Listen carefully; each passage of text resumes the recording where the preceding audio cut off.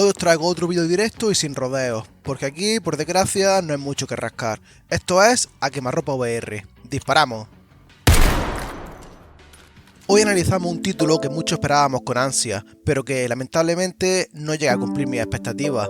Un juego que hace bastantes cosas bien, pero sin alma. Hablo de Zero Caliber, un shooter indie original de 2018 que X-Real Games se ha tomado la molestia de portar a PSVR 2.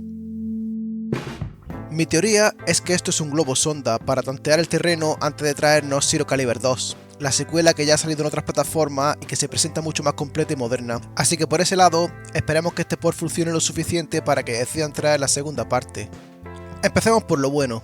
El juego se ve muy nítido, tanto los objetos cercanos como lejanos, zonas abiertas como esta lucen magníficas, y un dato técnico importante, corre a 90 FPS nativos, por lo que va muy fluido.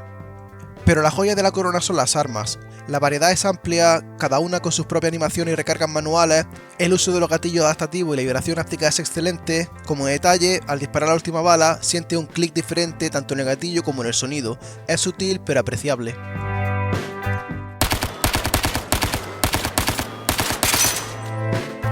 El sonido de cada arma también es diferente y bien implementado, además la personalización es brutal. Puedes llenar el arma de accesorios, silenciadores, culatas, láseres, incluso las mirillas tienen interacción física. Puedes cambiar el color del punto o el zoom de la telescópica simplemente tocándola con la mano virtual. Y ojo al detalle, enemigo que cae, enemigo que suelta su arma. Puedes cogerla y quedártela al tiempo que quieras, incluso entre misiones. Otro punto fuerte son las físicas y las colisiones. Aquí los objetos tienen presencia real. Por ejemplo, las hitboxes son precisas. Si disparas una reja, las balas pasan por los huecos, pero chocan si le das al barrote. Si hay un enemigo cubriéndose tras un coche y le asoman los pies, puedes darle. El juego ofrece tres modos, campaña y zombies, ambos con cooperativo, y el PvP, que siendo honestos, ahora mismo es un desierto. El modo campaña es el plato fuerte y el Call of Duty indie que muchos esperábamos, pero se queda en el intento. Para empezar, hablemos del problema con el sonido. En el lanzamiento, el audio iba con retraso. Eso lo han parcheado, pero sigue habiendo problemas. Puedes escuchar aviones pasando y no ver nada.